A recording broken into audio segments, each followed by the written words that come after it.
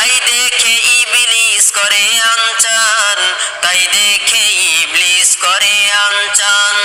একটি বছর পরে এলো রমজান, রহমত ও নাজাতের নিয়ে আহ্বান। একটি বছর পরে এলো রমজান, রহমত ও নাজাতের নিয়ে আহ্বান। সব কাজই ঠিক মতো চলে দিন রাত, নামাজ রোজার বেলায় যত অজুহাত। সব কাজই ঠিক মতো চলে দিন রাত, নামাজ রোজার বেলায় যত অজুহাত।